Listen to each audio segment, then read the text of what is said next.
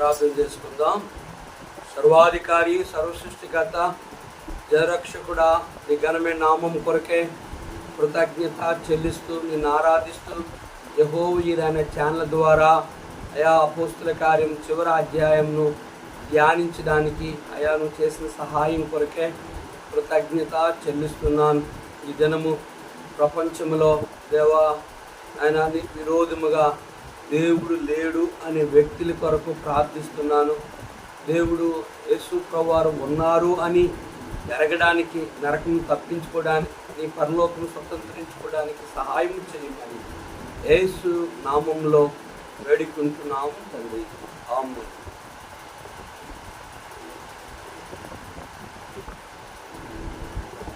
ఓ యెహోవా, నీవే నన్ను శోధించి ఓ యెహోవా, నీవే నన్ను శోధించి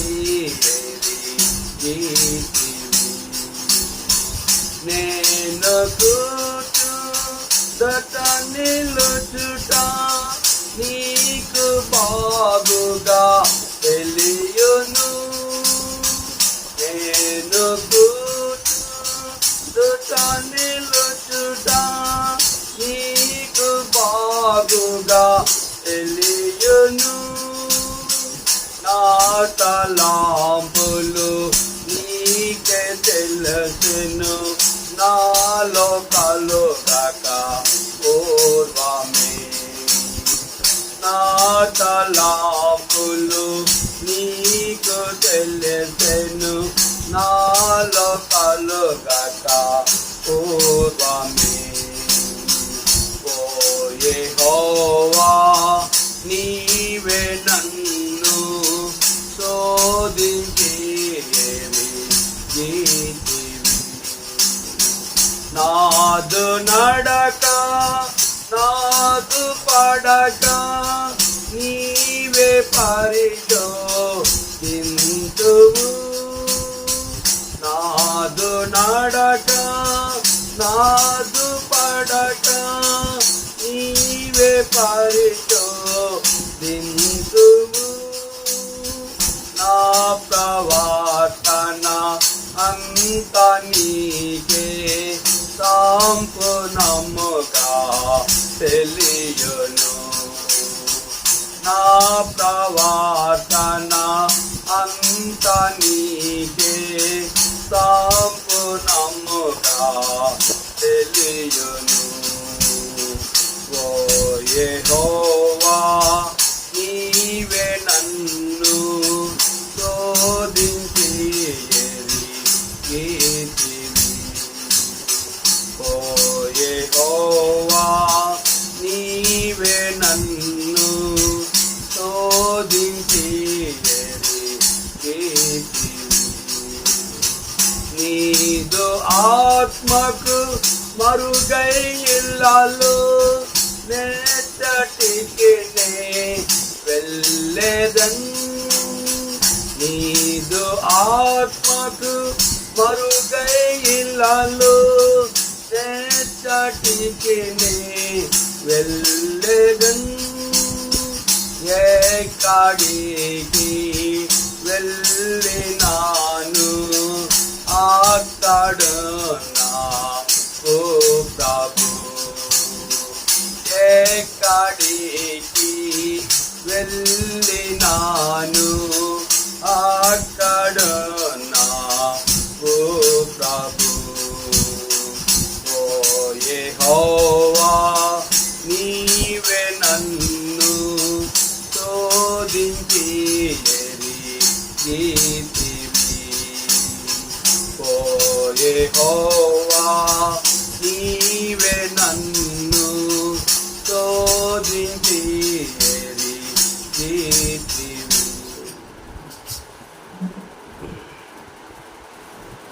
దేవుని వాక్యాన్ని చదువుకుందాం. అపోస్తుల కార్యం 28వ అధ్యాయం. మేము తప్పించుకున్న తర్వాత ఆ దీపము మెలితే అని తెలుసుకుంటుమి. అనాగరికులు ఆ ద్వీపవాసులు మాకు చేసిన ఉపచారం ఎంతంత కాదు. ఎలననగా అప్పుడు వర్షము కురియచ్చు, చలిగా ఉన్నందున నిప్పు రాజపెట్టి మమ్మను అందరినీ చేర్చుకొని, అప్పుడు పౌలు మోపుడు పులలేరి నిప్పుల మీద వేయగా ఒక సర్పము కాకకు బయటకు వచ్చి అతని చెయ్యి పెట్టెను. ఆ శ్రేష్ఠాంబు గ్రంథములో చోట చూచినా ఆధరణయున్నది, సుఖదుఖములో వాగ్దానమున్నది. విశ్వాసముంచి ధ్యానించుడి, విశ్వాసముంచి ధ్యానించుడి. ప్రభునందు ప్రియమైన యెహోవా ఈరే అనే ఛానల్ ద్వారా దేవుని వాక్యం వింటున్న మా ప్రియ దేవుని సేవకులకు, పరిశుద్ధులకు, కనుక అన్యజనులైన వారికి ప్రభు అయిన యేసుక్రీస్తు నామములో వందనాలు చెల్లిస్తూ ఉన్నాను. ఈ అపోస్తుల కార్యం 27వ అధ్యాయము చివరి వచనాన్ని మనం చదువుదాం. 43వ వచనం. శతాధిపతి పౌలును రక్షింపు ఉద్దేశించి వారి ఆలోచన కొనసాగింపనీయక మొదట ఈదగలవారు సముద్రములో దుమికి దరికి పోవాలనియు, కడమవారులో కొందరు పలకల మీదను కొందరు వాడ చెక్కల మీదను పోవాలని ఆజ్ఞాపించు. ఇలాగూ అందరూ తప్పించుకొని దరి చేరిరి. ఎప్పుడైతే ఈ వాడ అమరము బద్దలైపోయిందో పోలీసులు వీళ్ళందరినీ 276 మందిని కాల్చి చంపాలని తప్పించుకుని పారిపోతారేమని ప్రయత్నం చేసినప్పుడు శతాధిపతి చెప్పాడు, దయచేసి ఎవరిని చంపొద్దు, దయచేసి మీరందరూ కూడా వాడ పలకల మీద చెక్కల మీద మీరు ఈదగలవారు, సముద్రంలో ఈది బయటికి వెళ్ళగల వారు వెళ్ళండి అని చెప్పి ఆజ్ఞాపించినప్పుడు అందరూ బయటికి వచ్చి తమ ప్రాణమును రక్షించుకున్నారు. ఇక్కడ ఒక మాట గమనించాలి, అందరూ రక్షించుకున్నారా, ప్రభువైన యేసుక్రీస్తు వారు రక్షించారా అని మనం ఆలోచన చేస్తే పౌలుతో చెప్తున్న మాటని మనము అర్థం చేసుకోవాలి. పౌలా, భయపడకు, నువ్వు కైసరు ఎదుట నిలవలసి ఉంది, కనుక నీతో ఉన్న వారిని నీ చేతికి అప్పగిస్తాను, వాళ్ళు ఎవరి తల వెంట్రుక ఒకటైనను ఆ క్రింద పడదు, వారి ప్రాణాలని కాపాడుతున్న వాగ్దానమును 100కి 100% జరిగింది. కారణం ఏంటంటే మాట ఇచ్చేవాడు సృష్టికర్తన దేవుడు. అదే పౌలు ఆ మాట నమ్మి ఆరిదిగా వారందరూ సముద్రమును తప్పించుకొని వారు బయటికి వచ్చారు. 8వ అధ్యాయము. మేము తప్పించుకొని ఆ ద్వీపము మిలితని తెలుసుకుంటేమి, అనాగరికులకు ఆ ద్వీపవాసులు మాకు చేసిన ఉపచారం ఇంతంత కాదు. ఎల్లనగా అప్పుడు వర్షము కురియచ్చు, చలిగా ఉన్నందున వారు నిప్పు రాజబెట్టి మమ్మను అందరినీ చేర్చుకొనిరి. అప్పుడు పౌలు మోపుడు పులలేరి నిప్పుల మీద వేయగా ఒక సర్పము కాకకు బయటకు వచ్చి అతని చెయ్యి పెట్టెను.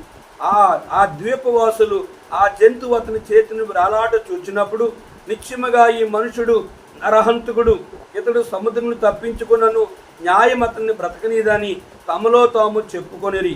అతడైతే ఆ విష జంతువును అగ్నిలో జాడించి వేసి ఏ హానియు పొందలేదు.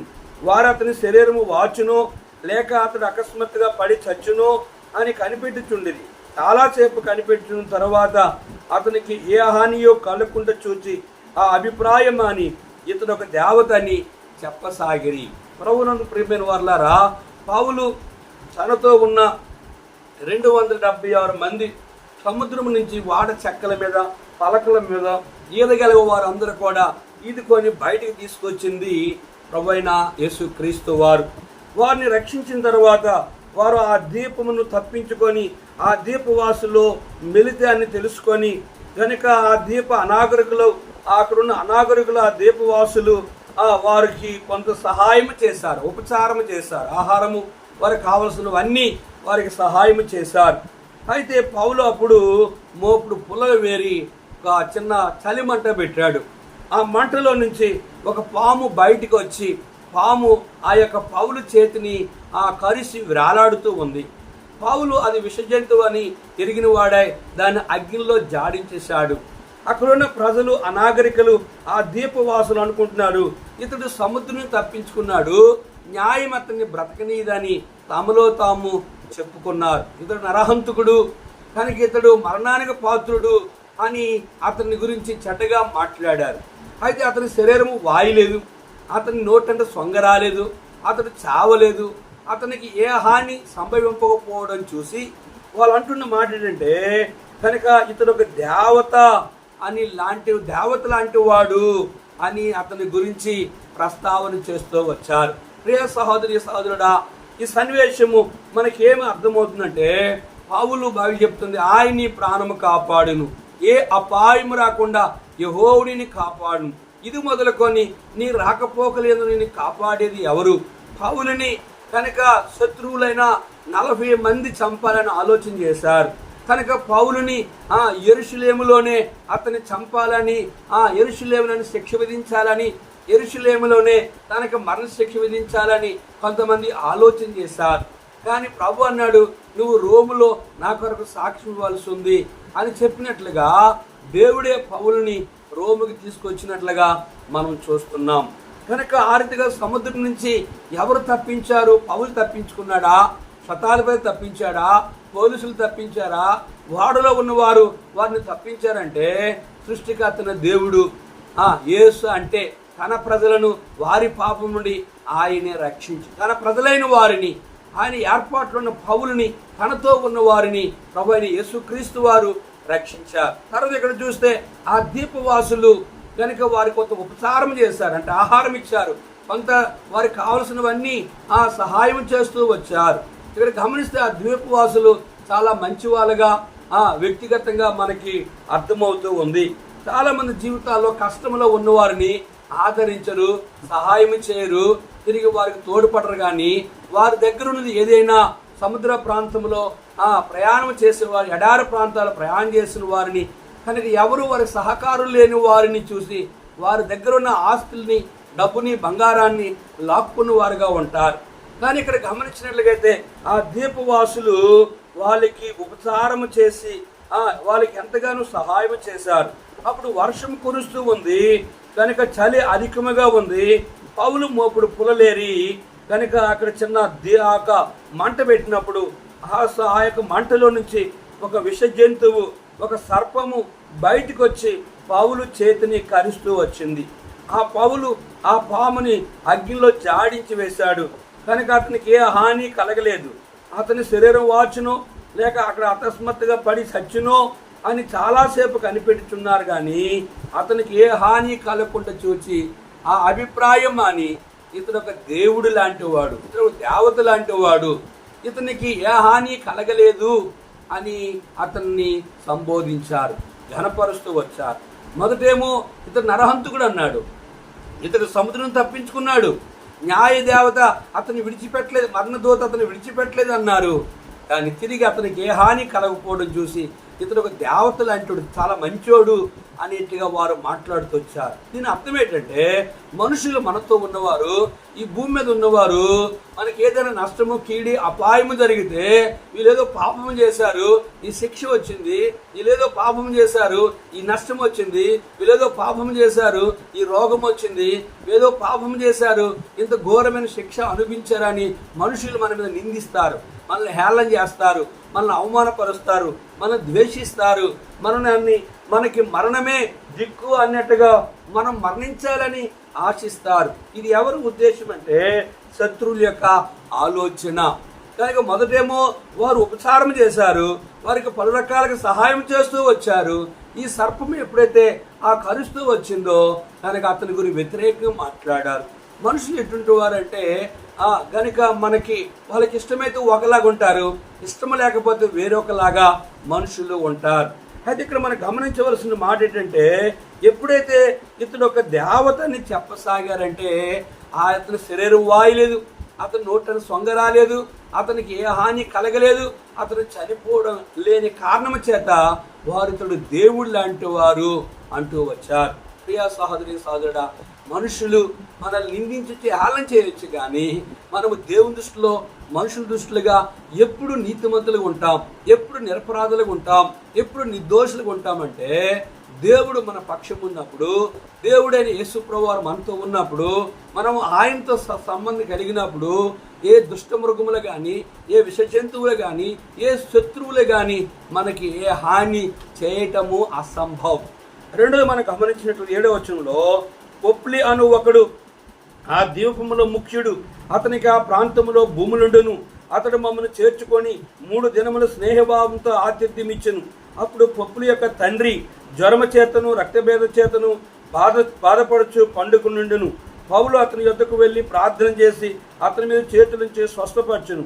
ఇది చూచి ఆ ద్వీపంలో ఉన్న కడమ రోగులు కూడా వచ్చి స్వస్థ పొందిరి.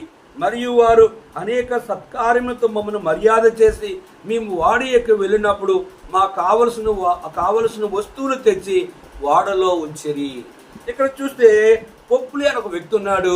తన తండ్రి రక్తము కారుతూ, అతడు జ్వరము చేతను రక్తభేదము చేతను రక్తము కారుతూ అతడు సావసిద్ధమై ఉండటము, ఆ యొక్క పౌలు ఈ యొక్క సర్పము కరడము, అతడు శరీరం వాయలేదు, నోటంటూ సొంగ రాలేదు, అతనికి ఏ హాని సంభవింపబోవడం చూసి ఈ పౌలు గారిని స్నేహభావముతో తమ ఇంటికి దేవుని సేవకుని తీసుకెళ్ళాడు. 3 దినాలు ఆతిథ్యము భోజనాలు పెట్టాడు. కనుక అక్కడ తమ తండ్రిని చూపించినప్పుడు ఆ తండ్రి జ్వరము చేతను రక్తభేదతను బాధపడడం చూసి పౌలు అతని యొద్దకు వెళ్ళి అతని మీద చేతులుంచి ప్రార్థించినప్పుడు ఆ ద్వీపములో ఉన్న ఆ గ్రామంలో ఉన్న కడమ రోగులు కూడా వచ్చి వారు పౌలు చేత ప్రార్థన చేసుకొని స్వస్థ పొందారు. పౌలు వాళ్ళు తిరిగి వాడెక్కి వెళ్ళిపోయినప్పుడు ఆ ద్వీపవాసుల్లో ఉన్నవారు వారు కావలసిన పౌలుకి ఆహార వస్తువులు, వారు ఏమేమి కావాలో అవన్నీ తీసుకొచ్చి వాడలో వారికి ఇచ్చి వారి ప్రయాణము సాగింపచేశారు.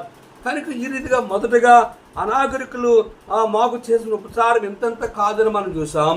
రెండోది ఇక్కడ పౌలు వారు ఆ ద్వీపంలో ఉన్న అనేకులు కూడా పౌలుకి ఏ రీతిగా సహాయం చేశారంటే, కనుక పౌలు తండ్రి జ్వరము చేతను రక్తభేద చేతను బాధపడడం చూసి పౌలు గారు ప్రార్థన చేయడము, కనుక అక్కడున్న రోగులు స్వస్థపరచబడము, వారు ప్రభువైన యేసుక్రీస్తు వారిని విశ్వసించారు. ప్రియ దేవుని సేవకులారా, ప్రియ విశ్వాసులారా, ఈ భూమి మీద యేసు ప్రభు వారు బ్రతుకున్న దినాల్లో ఆయన దగ్గరికి వచ్చిన వారు అందరినీ ఆయన స్వస్థపరచలేదే కానీ దేవుని ఏర్పాట్లు ఉన్న వారిని ఆయన స్వస్థపరుస్తూ వచ్చాడు. కనుక దేవుని మందిరంలోనికి వచ్చిన వారు కానీ ఎవరి కోరికైనా మనం ప్రార్థన చేయాలి అంటే అట్టి వారిలో ఏముండాలి? పౌలుకి విశ్వాసం ఉంది. ఆ ద్వీపవాసంలో చాలా మంది విశ్వసించారు. తమ ఇంటి వారు స్వస్థత కొరకు వారిని తీసుకొచ్చారు, వారు స్వస్థత పొందారు. బైబిల్ చెప్తుంది, నమ్ముట నీ వలనైతే నమ్మువానికి సమస్తము సాధ్యం. కనుక ప్రభువైన యేసుక్రీస్తు వారిని వారు వ్యక్తిగతముగా విశ్వసించి వారు దేవుని సేవకులను ప్రార్థన చేయమని కోరినట్లుగా ఇక్కడ మనం గమనిస్తున్నాం. కనుక నీ జీవితంలో ఎటువంటి రోగముతో జబ్బుతో ఎటువంటి దురాత్మ ఎటువంటి కష్ట సుఖాలలో ఉన్నప్పుడు కూడా కష్టములు ఉన్నప్పుడు కూడా ప్రభువైన యేసుక్రీస్తు వారి యొద్దకి దేవుని యొద్దకు రండి, అప్పుడు ఆయన మీ యొద్దకు వస్తాడు.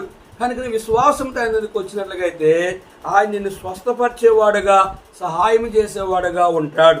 11 వచనం, 3 నెలల తరువాత ఆ ద్వీపమందు శీతాకాలము గడప అశ్వని చిహ్నములు గల అలెగ్జాంద్ర పట్టణపు వాడి ఎక్కి బయలుదేరి సురాకుస్కి వచ్చి అక్కడ 3 దినములుంటిమి. అక్కడి నుండి చుట్టూ తిరిగి రేగీకు వచ్చి 1 దినమైన తరువాత దక్షిణపు గాలి విసురుట వలన మరునాడు పొతియేలికి వచ్చితిమి. అక్కడ సహోదరులు మేము చూచినప్పుడు వారు తమ యొద్ద 7 దినములు ఉండవలని మమ్మను వేడుకొనిరి. ఆ మీదట రోమాకు వచ్చితిమి. అక్కడి నుండి సహోదరులు మా సంగతి విని అపియా సంతపేట వరకును త్రిసత్రము వరకును మమ్మను ఎదుర్కొని వచ్చరి. పౌలు వారిని చూచి దేవుని కృతజ్ఞతాస్తులు చెల్లించి ధైర్యం తెచ్చుకొనను. మేము రోమాకు వచ్చినప్పుడు పౌలు అతని కావలి ఉన్న సైనికులతో కూడా ప్రత్యేకముగా ఉండుటకు సెలవు పొందును. ఇక్కడ గమనించినట్లయితే వారు అక్కడి నుంచి ప్రయాణమై వచ్చినప్పుడు ఆ ద్వీపమందు 3 నెలల వరకు ప్రయాణం చేసి వచ్చిన తర్వాత అది శీతాకాలము అశ్వని చిహ్నములు గల అలెగ్జాంద్రియా పట్టణపు వాడి ఎక్కి వాళ్ళు బయలుదేరి సురాకుస్కి వచ్చారు. అక్కడ 3 దినాలు ఉన్నారు. అక్కడి నుండి వారు రేగీకి వచ్చి అక్కడ 1 దినం ఉన్నారు. అక్కడి నుంచి దక్షిణానికి వారు ఆ గాలి ఎదురైనండి అని చెప్పి మరునాడు పొతియేలుకు వచ్చితారు. అక్కడి నుంచి వాళ్ళు వచ్చి 7 దినములు అక్కడ ఉండమని వాళ్ళ సహోదరులు బలవంతం చేశారు. అక్కడ రోమాకు వచ్చినప్పుడు అక్కడ సహోదరులను చూసి అపియా సంతపేట వరకు త్రిసత్రము వరకును వారు మమ్మల్ని ఎదుర్కొని వచ్చిరి. పౌలు వారిని చూసి, రోమీని చూసి పౌలు ఎంతగానో దేవునికి కృతజ్ఞతాస్తులు చెల్లించాడు. ఎందుకంటే నేను రోముకు వచ్చానని ఆనందానికి అవధులు లేవు గనుక యెరూషలేములో ఆసియా అంతంతటా తిరిగి గొప్ప సేవ చేసి కొన్ని వేల సంఘాలు ఆ దినాల్లో కనుక దేవుని వాక్యాన్ని ప్రకటించి అనేక మందిని ప్రభువు నడిపించిన పౌలు తిరిగి రోముకు వచ్చిన కారణం చేత అపియా సంతపేట వరకు వచ్చినప్పుడు త్రిసత్రము వరకు వారు మమ్మల్ని ఎదుర్కొని వచ్చరి. పౌలు వారిని చూసి దేవుని కృతజ్ఞతలు చెల్లించి ధైర్యము తెచ్చుకున్నాడు, నేను రోముకు వచ్చానని. మేము రోముకు వచ్చినప్పుడు పౌలు తమ కావలి ఉన్న సైనికులతో కూడా ప్రత్యేకముగా ఉండటకు సెలవు పొందును. పౌలు రోముకు వచ్చినప్పుడు అతన్ని కావలో చెరలో ఉంచి అతని కావలుగా ఉండుటకు కొంతమందిని అతనికి సహకారులుగా ఉంచారు. మిగిలిన వాళ్ళందరినీ కూడా మరి చెరలో ఉంచినట్లుగా ఇది మనకు అర్థమవుతుంది. కనుక ఆ రీతిగా పౌలు ఆశ, కోరిక, దేవుడు తన స్వగ్రామైన తన సొంత ప్రాంతానికి దేవుడు తనని ప్రభువైన యేసుక్రీస్తు వారు తను తోడుకొచ్చాడు. 17వ వచనం, 3 దినములైన తరువాత అతడు యోదియాలో ముఖ్యులైన వారిని తన యొద్దకు పిలిచెను. వారు కూడి వచ్చినప్పుడు, సహోదరులారా, నేను మన ప్రజలకైనను పితరుల ఆచారముకైనను ప్రతికూలమైనది ఏదియు చేయకపోయినను యెరూషలేము నుండి రోమీల చేతికి నేను ఖైదీగా అప్పగింపబడి తిని వీరు నన్ను విమర్శన చేసి నా యందు మరణమునకు తగినది హేతు ఏదియు లేనందున నన్ను విడుదల చేయగోరి గాని యూదులు అడ్డము చెప్పినందున నేను కైసరు ఎదుట చెప్పుకొందునని అనవలసి వచ్చును. ఆయనను ఇందువలన నా స్వజనుల మీద నేరమేమియు మోపవాలని నా అభిప్రాయం కాదు. ఈ హేతువు చేతనే మిమ్మును చూచి మాట్లాడవాలని పిలిపించుతుని ఇశ్రాయేలు యొక్క నిరీక్షణ కోసము ఈ గొలుసులతో కట్టబడి ఉన్నానని వారితో చెప్పాను. పౌలు రోముకు వచ్చినప్పుడు 3 దినములైన తర్వాత యూదులో ముఖ్యులైన వారందరిని తన యొద్దకు పిలిపించి వారితో చాలా విషయాలు పౌలు మాట్లాడి ఈ రీతిగా అంటూ వచ్చాడు. మన ప్రజలకైనను మన పితరుల ఆచారముకైనను ప్రతికూలమైన దేదియో చేయలేదు. యెరూషలేము నుండి రోమీల చేతికి నేను ఖైదీగా అప్పగింపబడి తిని నేను ఏ నేరము చేయలేదు అంటూ వీరు నన్ను విమర్శన చేసి నా యందు మరణమునకు తగినది ఏదియు లేనందున నన్ను విడుదల చేయగోరారు యెరూషలేములో ఉన్నవారు. కానీ యూదులను అడ్డము చెప్పినందున నేను కైసరు ఎదుట చెప్పుకుందని అనవలసి వచ్చును. ఆయనను ఇందువలన నా స్వజనుల మీద నేరం మోపవలన అభిప్రాయం కాదు. నేను నా స్వజనుల దగ్గరికి వెళ్తాను, నేను రోముకు వెళ్తాను. నేను ఎందుకనంటే యూదులు నాకు పలుమారులు ఆటంకాలు అడ్డులు కలుగు చేశారు. దీన్ని బట్టి నేను నా సొంత గ్రామానికి, నా సొంత దేశానికి, నా సొంత అధిపతుల రాజు దగ్గరికి వెళ్ళి నేను నా సంగతి తెలియజేసుకుంటున్నానని చెప్పి పౌలు గనుక యూదులు నన్ను విడుదల చేశారు, నా మీద ఏ నేరం మోపలేదు, నేను నా స్వజనులైన రోమీల మీద ఏ నేరమైనను ఏ నిందాయనను నేను మోపను లేదు కనుక ఇది నా అభిప్రాయం అని చెప్తూ ఈ హేతువు చేతనే మిమ్మును చూచి మాట్లాడవలని మిమ్మల్ని పిలిపించి తిని 19 యూదులు అడ్డము చెప్పినందున నేను కైసరు ఎదుట చెప్పుకొనవలసి వచ్చును. ఆయనను ఇందువలన నా స్వజనుల మీద నేరం ఏమీ మోపవాలని నా అభిప్రాయము కాదు. నా స్వజనుల వలన ఏ నేరము మోపాలని నా ఉద్దేశము కాదు. ఈ హేతువు చేత మీతో మాట్లాడాలని మిమ్మల్ని పిలిపించాను. ఇశ్రాయేలు యొక్క నిరీక్షణ కోసం ఈ గొలుసులతో కట్టబడి ఉన్నాను. ఇశ్రాయేలీలు విడుదల కొరకు, ఇశ్రాయేలు నిరీక్షణ కొరకు, ఇశ్రాయేలీలు మన పితరుల దేవుడైన మెస్సయ యేసు ప్రభువారు ఈ భూమి మీదకి తిరిగి వస్తాడని ఆ యొక్క లేఖనాలను ఎరిగి నిరీక్షణ ఉంచున్నానని పౌలు స్పష్టంగా చెప్పాడు. అందుకు వారు యోదియా నుండి నిన్ను గూర్చి పత్రిక మాకు రాలేదు, ఇక్కడికి వచ్చిన సహోదరుల్లో ఒకడైన నిన్ను గూర్చి చెడు సంగతి ఏదియూ మాకు తెలియపరచలేదు మరియు ఎవరునూ చెప్పుకొనలేదు. కనుక ఇక్కడ పౌలుతో యూదులు అంటున్నారు, నిన్ను గురించి రోము నుంచి కానీ యెరూషలేము నుంచి కానీ ఎక్కడి నుంచి కానీ ఒక పత్రిక రాలేదు. నిన్ను గురించి సహోదరులు వచ్చి నిన్ను గురించి చెడు సంగతి ఏది మాకు తెలపలేదు. ఎవరు నీ మీద చెడుగా మాట్లాడలేదు. ఆయనను ఈ విషయమై నీ అభిప్రాయము నీ వలన విని కోరుచున్నాం. ఈ మతభేదమును గురించి అంతటా ఆక్షేపణ చేయుచున్నారు, ఇంత మట్టుకు మాకు తెలియననిరి. మతభేదమును గురించి ఆక్షేపణ అనేకమైన నేరాలు నీ మీద మోపుతూ వచ్చారు. కానీ ఇంత మట్టుకు మాకు తెలిసింది తప్ప నీ మీద ఏ నేరమైనను ఏ తప్పిదమైనను ఎవరు రుజువు చేయలేపారు. నీ గురించి సహోదరులు వచ్చి ఏ చెడు సంగతిని చెప్పలేదు. ఎవరు కూడా వచ్చి నీ గురించి చెడ్డగా ఏ మాటలు కూడా మాకు వివరించలేదని పౌలు స్పష్టంగా అక్కడున్న వారు యూదులు స్పష్టంగా చెప్పారు. దీని అర్థం ఏంటంటే కనుక మనల్ని ఎరిగిన విశ్వాసులు కానీ, మనల్ని ఎరిగిన సేవకులు కానీ, మనల్ని ఎరిగిన అన్యజనులు కానీ మన మీద నేరము మోపేవారుగా కాకుండా ఉండాలని పౌలు ఏ నేరము లేదు, ఏ చెడుతనము లేదు, ఏ బంధకము లేదు, ఏ మరణమునకు ఎటువంటి చెడు కార్యము చేయలేదని పౌలు మంచి సాక్ష్యాన్ని యెరూషలేములో, రోములో, యూదుల్లో అనేకుల ఎదుట మంచి సాక్ష్యాన్ని కలిగి ఉంటూ వచ్చాడు. ఇది మనకేం చెప్తుందంటే మన వ్యక్తిగత జీవితంలో మనము కూడా శత్రువైన అపవాది మన మీద అనేకమైన నేరములు మోపినప్పుడు, అనేకమైన నిందలు మన మీద వేసినప్పుడు, పలు రకాలుగా మరణానికి పాత్రమని చెప్పినప్పుడు, లేదా మనల్ని చెరలో వేయడానికి ఇతడు కారకుడు, ఇతను చేసిన పాపమును బట్టి అని మన మీద పలు రకాలుగా మన శత్రువులు మన మీద నిందలేసినప్పుడు కూడా దేవుడు మన పక్షముండగా మనకు విరోధి అవడు. కనుక పౌలు ఆరిదిగానే అతనికి ఒక దినము నియమించి అతన్ని బసలోనికి అతని యొద్దకు అనేకులు వచ్చిరి. ఉదయం నుండి సాయంకాలం వరకు అతడు దేవుని రాజ్యమును గురించి పూర్తిగా సాక్ష్యమిచ్చుచు మోషే ధర్మశాస్త్రములో నుండి ప్రవక్తలలో నుండి మా సంగతులెత్తి యేసుని గురించి వివరముగా బోధించు వారిని ఒప్పించు. కనుక అతనికి ఒక దినం నియమించారు. ఆ దినము అనేక మంది అతని యొద్దకి పౌలు దగ్గరికి వచ్చారు. ఉదయం మొదలుకొని సాయంత్రం వరకు దేవుని రాజ్యం గురించి సాక్ష్యమిచ్చి మోషే ధర్మశాస్త్రము గురించి ప్రవక్తలు చెప్పిన లేఖనాలను వివరముగా వారు యేసుని గురించి పౌలు సువార్త చెప్పి యేసే దేవుడని రోమీల్ని అక్కడున్న యూదుల్ని ఒప్పిస్తూ వచ్చాడు.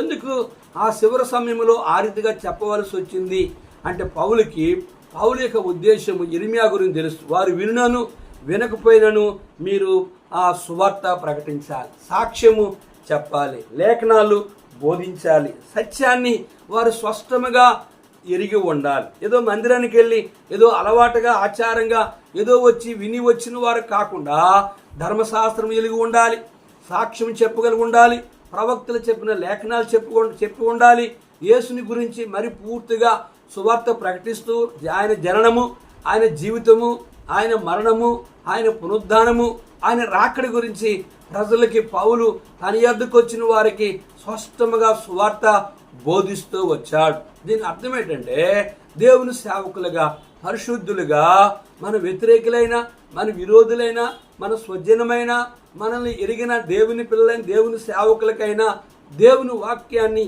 ఉన్నది ఉన్నట్టుగా బోధించాలి. దీని అర్థం అతడు చెప్పిన సంగతులు కొందరు నమ్మిరి, కొందరు నమ్మకపోయిరి. వారిలో భేదాభిప్రాయము కలిగినందున పౌలు వారితో ఒక మాట చెప్పిన తర్వాత వారు వెళ్ళిపోయి, అదేమనగా మీరు వింటు మట్టుకు విందురు గాని గ్రహింపనే గ్రహింపరు, చూచిన మట్టుకు చూతురు గాని కాననే కానరని ఈ ప్రజల యొద్దకు వెళ్ళి చెప్పుము.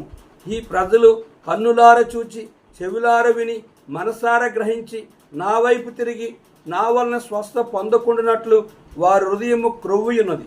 వారి చెవులతో మందముగా విని కన్నులు మూసుకొని ఉన్నారు అని పరిశుద్ధాత్మ యెషయా ద్వారా ప్రవక్త ద్వారా మీ పితరులతో చెప్పిన మాట సరియే.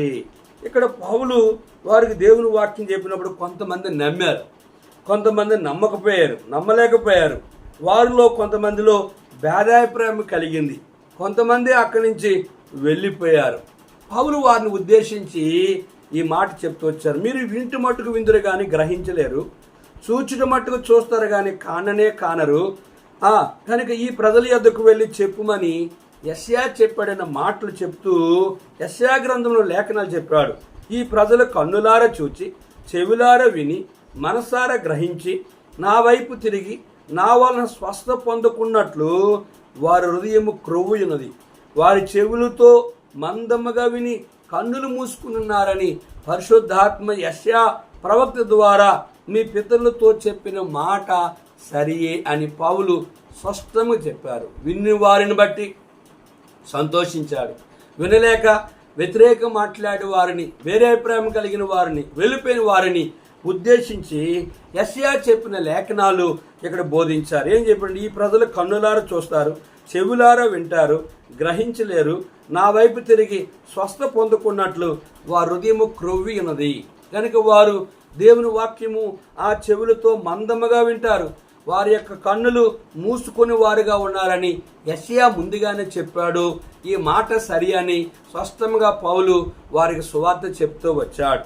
కనుక దీని అర్థం ఏంటంటే, ఎవరు విన్నను వినకపోయినాను, వ్యతిరేకించినను, వెళ్ళిపోయినాను, ఆటంకం కలిగి చేసినప్పుడు కూడా ఒక సేవకుడుగా, ఒక విశ్వాసగా సువార్త చెప్పాలి, సాక్ష్యం చెప్పాలి, ఆయన యొక్క లేఖనాలు చెప్పాలి, ప్రవక్తలు చెప్పిన ఉద్దేశాలు చెప్పాలి, ధర్మశాస్త్రం చెప్పాలి, ఆయన జనన మరణ పునరుద్ధానాన్ని మనం సత్య సువార్తను స్పష్టముగా ఆ వ్యక్తులు నమ్మిన నమ్మకపోయినా మనం ప్రకటించే వారంగా ఉండాలని పౌలు యొక్క ఉద్దేశం.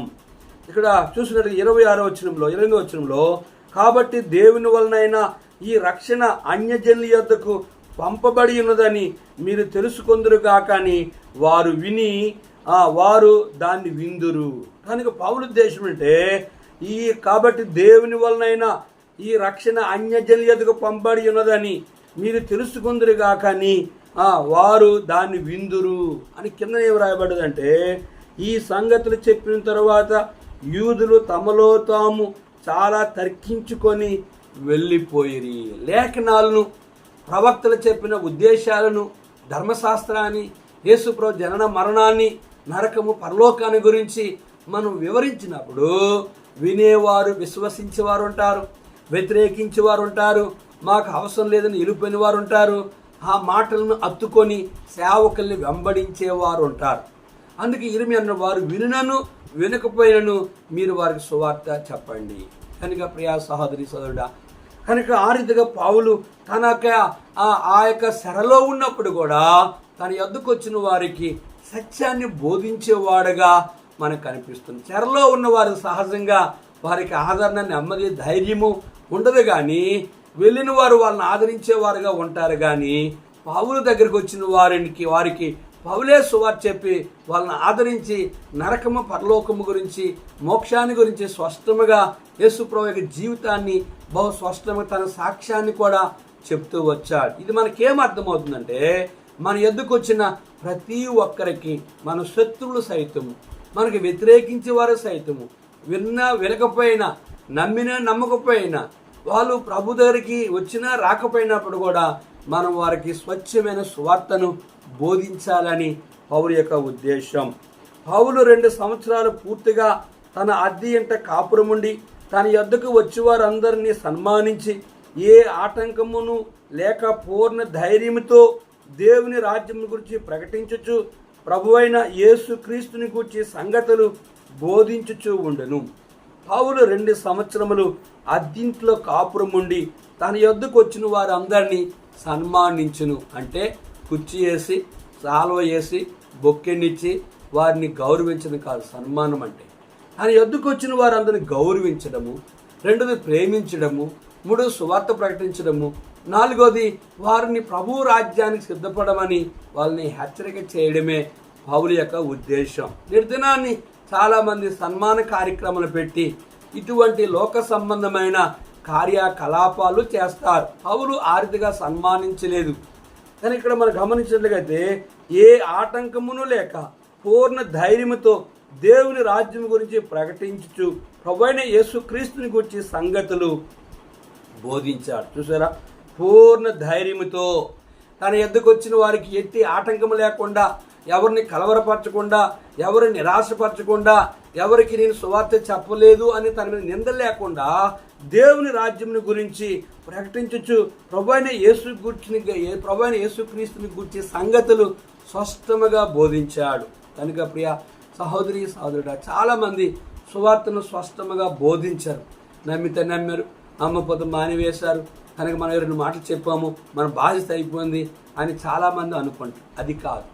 దేవుని వాక్యము ఆదికాండం నుంచి ప్రకటన గ్రంథం వరకు కూడా మనము దేవుని లేఖనాలను వారికి అర్థమైన రూపంలో ధర్మశాస్త్రం చెప్తుంది, ప్రవక్తలు ఏం చెప్పారు, యేసుప్రభు జీవితం ఏంటి, నరకం ఏంటి, పరలోకం ఏంటి, ఎందుకు ఈ చెరలో ఉన్న ఈ బంధకములు ఉన్నప్పుడు కూడా నేను ఈ రీతిగా యేసుని గురించి బహు స్పష్టంగా సువార్త ప్రకటిస్తూ వచ్చాడు అంటే పౌలు యొక్క ఆశ ఒకటే. కనుక నేను బంధకము నుంచి, మరణము నుంచి, నరకము నుంచి విడిపించబడ్డాను. నేను ఒకప్పుడు సవులుగా ఉండి కనుక పెద్దవాడిగా ఉండి దేవుని సంఘాన్ని అపరిమితముగా హింసించాను, అనేకుల్ని మరణానికి కారకుడినయ్యాను, అనేకులు నరకానికి వెళ్ళడానికి కారకుడినయ్యాను. అయితే ఇప్పుడు ఏ వ్యక్తి నశించి నరకాన్ని పోలేదని తన యొద్దకు వచ్చిన వారందరికీ సత్య సువార్తను బోధించి వారిని ప్రభువు రాజ్యానికి సిద్ధపరచడమే పౌలు యొక్క ఉద్దేశం. కనుక ఈ పౌలు అపోస్తుల కార్యము తర్వాత కనుక రోమాపత్రిక, 1 కొరింథీ, 2 కొరింథీ చాలా పత్రికలు పౌలు రాసినట్లుగా మనం చూస్తున్నాం. కనుక అద్దింట్లో ఉంటూ కూడా ఆ దినాల్లో పౌలు దేవుని యొక్క సేవను బహు త్వరగా బహు విస్తారమైన పరిచర్య చేసి అనేకుల్ని నరకమని తప్పించి పరలోకానికి సిద్ధపరిచాడు. దీని అర్థం ఏంటంటే సేవకులుగా, విశ్వాసులుగా నా బాధ్యతను మన యొద్దకు వచ్చిన వారికి మనము కూడా సత్య సువార్తను బోధించి వారిని ప్రభు రాజ్యానికి సిద్ధపరిచారు. ఒకసారి ఒక పెద్ద కులంలో ఉన్న వ్యక్తి నన్ను పిలిచాడు, చెయ్యి బాగులేదు ప్రార్థన చేయమని. మరలా పిలవడానికి సంగతి నాకు తెలిసి అతని దగ్గరికి పూర్తిగా దేవుని వాక్యాన్ని వివరించి చెప్పి ప్రార్థన చేసి వచ్చాను. మరి ఎన్నడూ ఆయన పిలవలేదు. ఎందుకు ఈ మాట జ్ఞాపకం చేస్తానంటే వారు వినునను వినకపోయినను, నమ్మినను నమ్మకపోయినను, వ్యతిరేకించినను నమ్మినను నీ వద్దకు వచ్చిన వారికి సత్య సువార్త బహు స్పష్టముగా తెలియచేయాలి. ఆ రీతిగా మన ప్రభువైన యేసుక్రీస్తు వారు కూడా ఈ భూమి మీద ఉన్నప్పుడు ఆయన సువార్తను ప్రకటించిన తర్వాతనే ఆయన పరలోక రాజ్యానికి వెళ్ళాడు. ఆయన రాబోతున్నాడు. ఆయన వచ్చినప్పుడు ఆయనతో పాటు నీవు కూడా పరలోకంలో యుగయుగాలు ఉండాలంటే ఇదే అనుకూల సమయం, ఇదే రక్షణ దినము. పౌలు ఎదుకు వచ్చిన వారందరికీ సువార్త ప్రకటించాడు, వారి రక్షణ కొరకు ప్రార్థించాడు. అలాగే నేను కూడా కనుక వారి కొరకు సువార్త ప్రకటించాలి, వారి కొరకు ప్రార్థించాలి, వారి కొరకు దేవుని వాక్యాన్ని స్పష్టముగా బోధించాలని పౌలు యొక్క జీవితం యొక్క అర్థం. ఆ రీతిగా అపోస్తుల కార్యములో అనేక విషయాలు నేర్చుకున్నాం. అపోస్తులు కార్యం అంతా దేవుని వాక్యం విన్న మీ అందరి కూడా ప్రభువైన యేసుక్రీస్తు నామములో శుభములు తెలియజేస్తూ ఉన్నాను. కనుక లక్షవారము నా యొక్క నూతన బర్త్డే సంవత్సరంలో ప్రవేశిస్తున్నాను. కనుక నా ఆరోగ్యం కొరకు ప్రార్థన చేయండి. లక్షవారంకి సంవత్సరం అవుతుంది. ఈ యొక్క యెహోవా ఈరే అనే ఛానల్ ద్వారా వాక్యం ప్రారంభించి కనుక సంవత్సరం పాటు దేవుని వాక్యం విన్న మీ అందరికీ మరొకసారి శుభములు తెలియజేస్తూ 2వ సంవత్సరంలో అంతట్లో కూడా ప్రభు తన సహాయం అనుగ్రహించినట్లుగా ఈ పరిచర్య యెహోవా ఈరే అనే ఛానల్ ద్వారా, యూట్యూబ్ పరిచర్య ద్వారా ప్రభువు సహాయం చేసినట్లుగా దయచేసి మీ కొరకు మేము ప్రార్థిస్తున్నాం. మా కొరకు ప్రార్థించాలని ప్రభు పేరిట మీ అందరికీ మనవి చేస్తూ ఉన్నాను. అందరికీ వరకు ప్రార్థన చేసుకుందాం. సర్వాధికారి కొన్ని మాటలు అపోస్తుల కార్యం అంతా ఇదిగో వర్తమాన రూపంలో వినడానికి సహాయం చేశా. ఎవరైతే అపోస్తుల కార్యం ఏ వర్తమానం విడిచిపెట్టలేదో వారిని ఇంకా ఆ యొక్క పుస్తకాన్ని బహు స్పష్టముగా దేవా అర్థం చేసుకోవడానికి నీ అభిషేకం, నీ పునరుద్ధరణ శక్తితో నింపు. సౌలు జీవితము ఎట్లా జీవించాడో, పౌలుగా ఎట్లా జీవించాడో, ఏ రీతిగా నీ కొరకు నిర్దోషిగా బ్రతికి అనేకుల్ని ప్రభు రాజ్యాన్ని సిద్ధపరిచాడో ఆ రీతిగా నీ సేవకులు, పరిశుద్ధులు ఇంకా నీ లేఖనాలను బహు స్పష్టముగా ఎరగలిగి స్పష్టమైన సువార్తను బోధించేవారుగా సిద్ధపరచమని చేసిన సహాయం కొరకే నిన్ను ఘనపరుస్తూ యేసు నామములో అడిగి వేడుకుంటున్నాం తండ్రి, ఆమేన్. మన పరమతండ్రి దేవుని ప్రేమయు, కుమారుడు యేసుక్రీస్తు వారి కృపయు, పరిశుద్ధాత్మ యొక్క అన్యోన్య సహవాసము తను ప్రేమించు వారికి కూడా మనందరికీ అపోస్తుల కార్యం ముగించడానికి తోడుండి సహాయం చేయను గాక. ఆమేన్. ఓ యెహోవా నీవే నన్ను శోధించి ఎరిగితివి. ఓ యెహోవా నీవే నన్ను శోధించి ఎరిగితివి. అందరికీ ప్రైజ్ ది లార్డ్.